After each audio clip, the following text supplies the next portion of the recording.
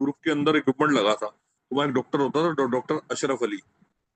तो वो जो है, उसकी उसकी पोस्टिंग हो गई कुछ टाइम के बाद, उसकी प्रमोशन हुई, उसकी पोस्टिंग हो गई मक्का मदीना। तो उसकी मदर को ब्रेन ट्यूमर था, तो मेरी उससे बात होती थी। वो हैदराबाद साइड का रहने वाला था। तो महाराज के यहाँ तब 2017 की बात है, महाराज ने जोड़ ही लिया था अपने साथ 16 में। तो मेरे को एक दिन बोला, कहता आप सर हैदराबाद आओ ना, तो आपसे एक काम है मेरा। मैंने कहा बता।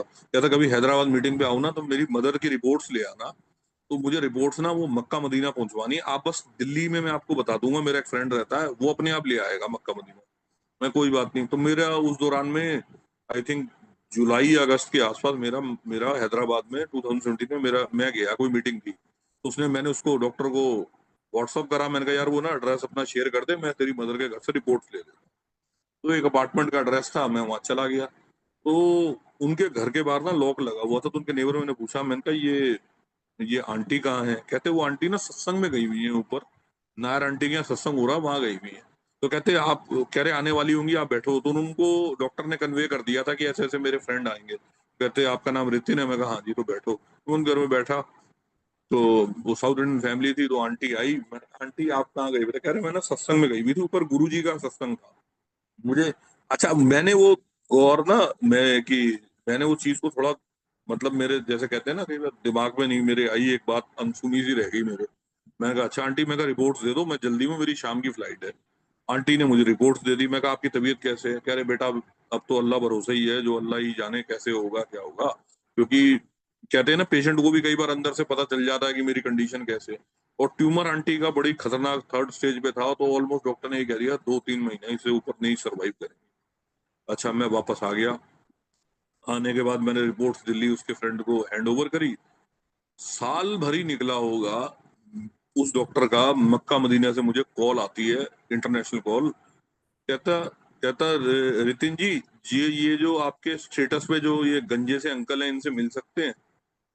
कौन मैं कहा किन की बात कर रहा है? कह रहा है जिनकी आप स्टेटस लगाते हो, जो जो कभी कभी किसी उसमें जो अच्छी सी उसमें ड्रेस में, कभी वो गद्दी पे बैठे हुए हैं। और वो मैं कहा पहली बात तो सर वो हमारे गुरुजी महाराज है, आप ये वर्ड मत बोलो गंजे अंकल, ऐसा नहीं। कह रहा नहीं नहीं मुझे पता नहीं।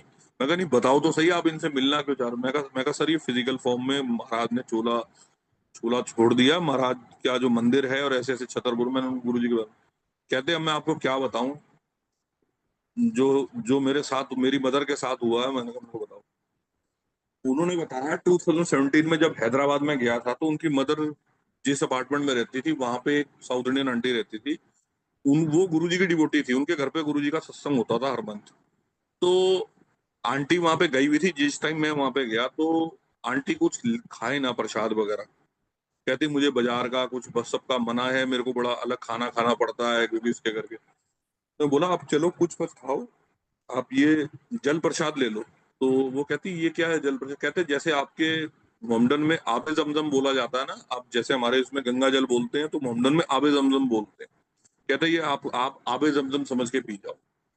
अब उनकी मदर ने डॉक्टर की वो पूरा जल प्रसाद पी लिया। कहते जब मदर यहाँ आई ना, आने के बाद मैंने इनकी पूरी स्कैनिंग कराई, पूरी सारा इनका जो जितने भी टेस्ट हुए, कहते आप मानोगे मेरी मदर के ट्यूमर था ही नहीं। और मेरी मदर बिल्कुल, उनके ब्रेन में कोई प्रॉब्लम नहीं था। सिर्फ एक छोटी सी एक गिल्टी सी थी, जो वो मुझे डॉक्टर ने बोली कि it can be remove by 3 months medicine. कह रहे मेरी मदर आज बिल्कुल ठीक है। मैं हैरान हूं, थर्ड स्टेज का कैंसर मेरी मदर का ब्रेन ट्यूमर कैसे ठीक हो गया। कहते हम लोगों को नहीं समझ आ रहा था। कहते कल जुम्मे का दिन था, मेरी मदर जो है नमाज पढ़ रही थी। और नमाज पढ़ने के बाद मेरी मदर की आदत होती थी शाम के टाइम कुरान शरीफ पढ़नी, 7 बजे के आसपास। कह रही मेरी मदर जब कुरान शरीफ पढ़ रही थी ना, तो जो आपके गुरु जी हैं इनका फेस बन के आया कुरान शरीफ। संगत जी उसने मेरे को वो पिक शेयर करी, मेरे पास सिस्टम में हुई तो मैं जरूर सर सुरेश अंकल को शेयर करूंगा। कुरान का पता नहीं कौन सा पेज था, I don't know, but Guruji Maharaj face is on that Quran page. Maharaj के दर्शन हो रहे थे उस कुरान के ऊपर। अब आप ये देखो कि रब, हमारे जो गुरुजी महाराज हैं, वो, उनके लिए कोई हिंदू कोई मुसलमान कोई सिख नहीं, उनके लिए सभी उनकी संगत है।